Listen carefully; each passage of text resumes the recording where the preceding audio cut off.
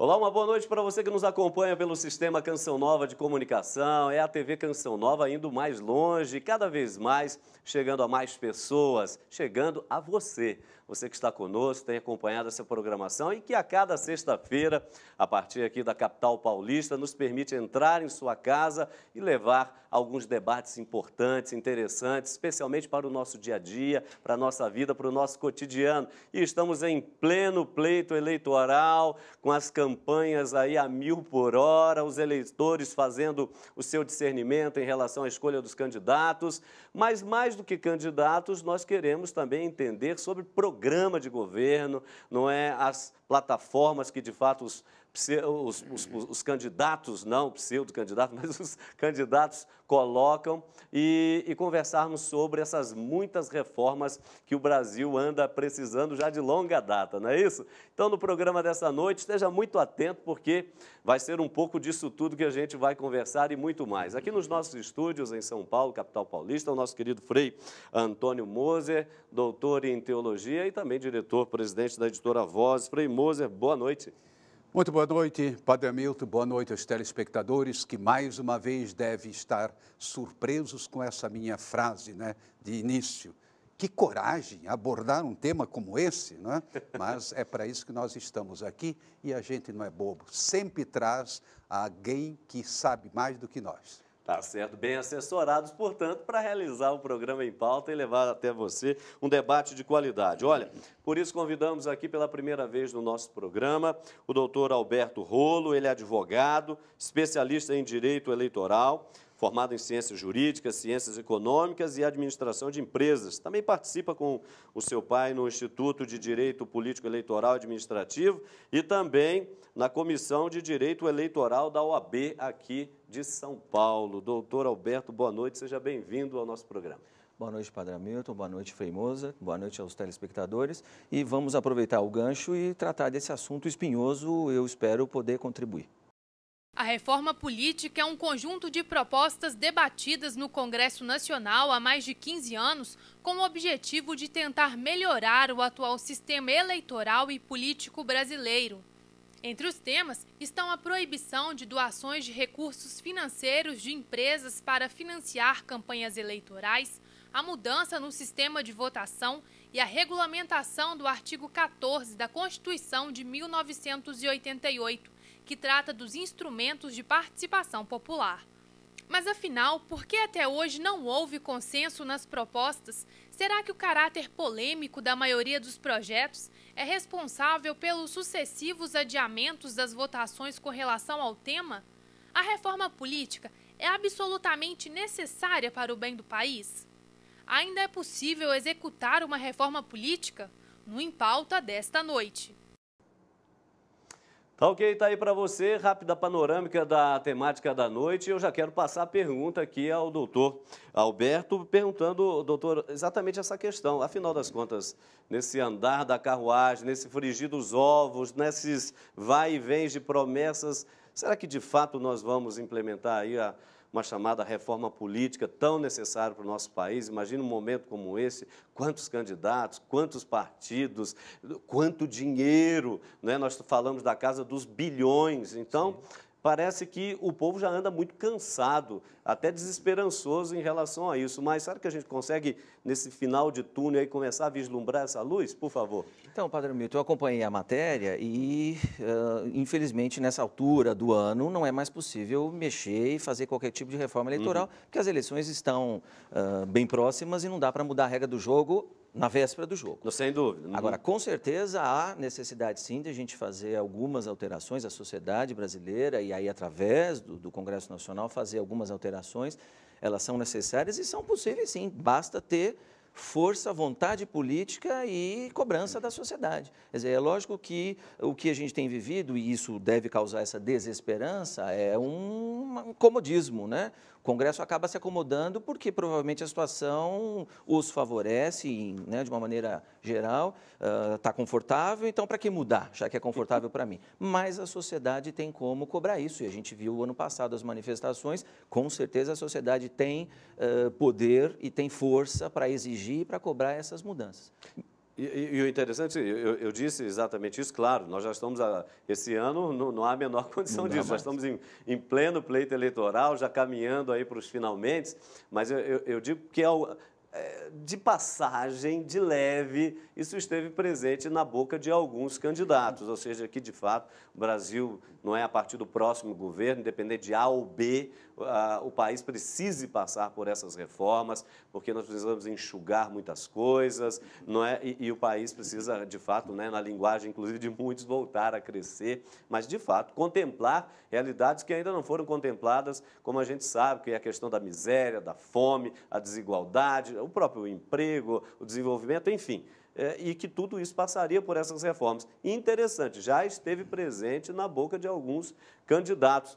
Então, o senhor falou das eleições, das manifestações, esta é uma pressão que a sociedade deve continuar exercendo, não é isso? Com certeza, nós vimos isso ano passado, evidentemente que as manifestações têm que ser do bem, não é? Sem vandalismo, sem violência, sem dúvida, com certeza, mas isso mostrou que a sociedade, e o que era impressionante é que a maior parte das pessoas que estavam nas ruas eram jovens, não é?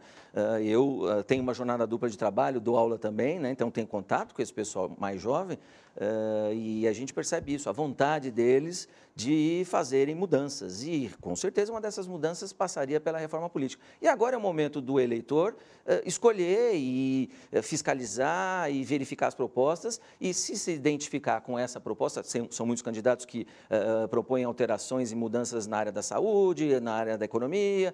E eu sei, e a gente conhece aqueles que também propõem alterações como essa da reforma política que nós estamos falando. Então, se o eleitor se identifica com essa bandeira, vote nessa pessoa e depois cobre lá na frente, durante o exercício do mandato, que essa pessoa cumpra aquilo que prometeu, né? E aqui a gente vai aproveitar no programa dessa noite para fazer um paralelozinho, não é, entre sociedade e a igreja também, porque a igreja está vivendo as tão, não é, conclamadas de certas alas da própria igreja, reformas também, o Frei Antônio Moser, com a eleição do Papa Francisco, porque, não é, a igreja vivia um momento um tanto de certa estagnação, concentração, e aí algumas enfermidades que foram se evidenciando, e que o Papa Francisco, com muita humildade, mas também com muita coragem, como aquele que preside a igreja na caridade de forma universal, ele foi implementando essas reformas, a chamada reforma da Cúria Romana, aquilo que se convencionou chamar popularmente de Banco do Vaticano, embora a gente saiba que, na verdade, seja um instituto que administra as obras sociais da igreja, é um pouco diferente da estrutura de banco que se tem hoje, mas se convencionou chamar, ok? E outros elementos. Quer dizer, o Papa está colocando aí na ordem do dia várias reformas e que a igreja, nesse um pouco mais de um ano de governo, já começa a experimentar. Isso também pode ser um reflexo positivo para a própria sociedade, não, Frei Moser? Antes de mais nada, existe um ditado, Ecclesia semper reformanda. A igreja tem que continuamente estar em estado de reforma. Uhum. E, muito curiosamente, eu vinha pensando agora, a primeira grande reforma começou com São Paulo, contra São Pedro, dizendo o quê? Você quer ficar só no mundo judeu? Eu vou para os pagãos. E São Pedro se escandalizou, não é? E depois tantas lutas dentro da igreja, ao longo dos primeiros séculos, sobretudo, não é? Quando se estabeleceram as grandes diretrizes, porque Jesus Cristo não deixou nenhum livro escrito, não tinha editora Voz para ele publicar, ele não deixou nenhum, né? Mas, em todo caso, aí foram buscando. Tá. E, sobretudo, para não ir lá para trás apenas, o Concílio Vaticano II. Não, foi uma sacudida, tem que renovar, assim não pode, nós temos que repensar a liturgia, por exemplo. Né? Eu ainda, não é novinho que sou, mas eu ainda cantei a missa em latim e de costas para o povo. A minha primeira missa, né? Você imagina. Já isso tem apenas, né? Não, isso é apenas um pequeno exemplo. Quanta coisa mudou. E tem que mudar. Só que, como você dizia, nos últimos tempos, a coisa foi se acomodando, o estado de saúde, não é, do nosso Bento XVI, que teve esse gesto profético de renunciar, e o nosso Francisco já disse, eu também não vou até o fim, não. Se eu não aguentar mais, eu renuncio também. Traduzindo, ele abriu um caminho. Então, a igreja vai se reformando. Eu acho que é aí que a igreja tem um papel importantíssimo para a sociedade. Nós, como sociedade, a igreja pertence à sociedade também. Claro. Nós, como sociedade, temos que estar continuamente nos adaptando às novas realidades. Tudo se transforma. Como é que a política não se transforma? E mesmo dentro da igreja, os fiéis, vamos pegar aí século V, VI, etc., eram todos analfabetos, inclusive o clero, a maioria analfabeto, fazia o quê? Então era um período. Hoje não. Hoje você, quando faz uma homilia, você sabe muito bem, você tem uma porção de universitários ligadérrimos, claro. E se o padre disser uma abobrinha, eles já não aceitam. Já não em outras vai ter palavras, nenhuma mudou credibilidade. tanta coisa, portanto, nós devemos mudar. Muito mais em termos de política. Chega. A gente está cansado, não é? Sempre as mesmas promessas, nunca cumpridas e, sobretudo, eu diria assim, contra a vontade do povo. Inclusive, mesmo aí, vamos dizer, nas passeatas, a gente se pergunta seriamente quem movimentou os black blocs. É uma grande pergunta que está no ar. Não é? Pois é. Mas aí, doutor Alberto, por favor, essa fala do Frei Antônio Moser disse aí de passagem, por exemplo, quando das manifestações no ano passado, em várias delas, os jovens, não é, e as pessoas que estavam ali, elas proclamavam alto em bom som: nós não nos sentimos representados por esses que estão aí, quer seja na esfera federal, estadual, às vezes até municipal. Nós não nos sentimos representados, ou seja, um pouco frustrados com aquele ideal político bonito, porque a gente sabe que a política ela é a arte de se fazer o bem, promover o bem comum. Isso vem desde a Grécia Antiga, esse ideal não pode ser perdido. São os políticos que, de fato, constroem a sociedade, ajudam com que ela se organize, se estruture, possa progredir, avançar em todos os campos. No entanto, há essa insatisfação um tanto geral, manifestada pelos jovens, mas com o apoio do país inteiro. Muitos foram para as ruas, outros nem tanto precisaram ir, porque já estamos representados por eles. Mas os que estavam ali diziam: nós não somos representados por eles. Então, o que de verdade há nisso daí? De fato, isso justifica realmente o que nós estamos falando em termos de reforma, ou é só uma visão pessimista do país? Como é que o senhor avalia? Não, padre, eu acho que as manifestações, esse paralelo com a igreja é absolutamente importante, não é? Significa que a igreja também pode ajudar fazendo o seu papel das discussões, nas reuniões em grupo e, de alguma maneira, incentivando os eleitores e a população a pensar, a refletir, sempre com busca, com uma visão num caminho melhor.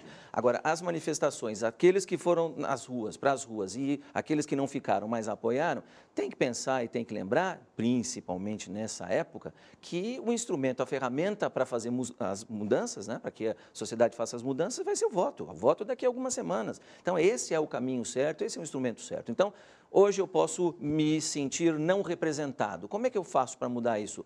Na próxima eleição, daqui a algumas semanas, eu vou lá e tento mudar, usando como ferramenta, como instrumento, o voto. E eu costumo dizer na faculdade, quer dizer, me parece, uma das principais invenções do ser humano no século passado, século XX, foi a internet. Hoje, no século XXI, a internet está aí à disposição de qualquer um para fazer pesquisa. Então, não dá para dizer que eu não sei quem são os candidatos, qual é a plataforma deles, se eles agiram certo no passado, se eles agiram errado. Não dá para dar essa desculpa, essa justificativa. Vai lá na internet e vai buscar. Se não quiser assistir de alguma maneira a propaganda eleitoral gratuita, que afinal de contas serve para isso também, não é?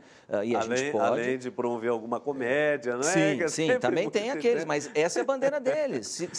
E é importante o seu exemplo, padre, porque se eu acredito em alguém que vai lá para fazer chacota, para fazer piadinha e voto nele, eu estou jogando fora o meu instrumento de revolta, eu estou jogando fora o meu instrumento de mudança. Mas cada um é cada um e, com certeza, a política acaba refletindo a sociedade. Então, se a sociedade está doente, talvez a política esteja doente. Se a sociedade quer mudar, então vamos usar as ferramentas, os instrumentos à nossa disposição para a gente fazer essas mudanças. O senhor, apesar disso, e é absolutamente verdadeiro, Frei Moser, Hoje, por exemplo, com o advento da internet, não é? As redes sociais, etc., se tem acesso ao bom e ao pior, né? Ao melhor e ao pior ao mesmo tempo. É uma coisa impressionante. Mas mesmo nas chamadas redes sociais, que hoje virou o grande campo de batalha, uma vez que a TV aberta perdeu espaço para a TV fechada, não é? A TV por assinatura, e esta não admite as propagandas eleitorais, então é sabido que o campo de batalha, como já estamos acompanhando, se tornou de fato a internet e nelas as redes sociais. Mas será que de fato ali a gente consegue ter a informação precisa, a verdade de A, B ou C, para ter um critério de escolha? Porque a gente sabe que hoje tudo pode ser manipulado de uma forma assim escabrosa. No outro dia, por exemplo, se eu tenho uma ideia, não é? Se colocava uma posição em relação ao governo, independente de ser A ou B, mas colocava ali uma posição, e aí para isso, no invólucro da coisa, colocava um bispo que já tinha morrido, colocaram a opinião dele, que ele estava dizendo isso, depois usaram o próprio nome da CNBB. Então, é um meio também que pode ser muito manipulado, não é verdade? Sem dúvida nenhuma. Foi o bispo de Osasco, não é? E que trouxeram do túmulo para fazer agora como se fosse atual. Olha, não tenha dúvida nenhuma, eu diria uma primeira informação preciosa, não há como. Agora, não basta apenas a internet. E daí a importância dos debates, e aí uma importância da igreja, que tem poder, ou das igrejas, tem poder de mobilização, sentar, discutir quem é que nós vamos escolher para nos representar nesse bairro, nessa cidade, enfim, e como, digamos, chefe da nação e do Estado, né, como a gente rezava, né? Em outras palavras, eu acho que é o momento em que se deve usar todos os instrumentos. A internet é preciosíssima, agora não basta. Precisaria alargar mais no corpo a corpo e ouvir mesmo, você estar perto. E essas promessas da propaganda eleitoral, desconfie sempre, tire 90%, porque o resto é balela. Tá certo. Nós vamos dar a primeira paradinha aqui no nosso programa e não saia daí, porque já já estaremos de volta. Tem muita coisa ainda para a gente conversar. Um minuto só.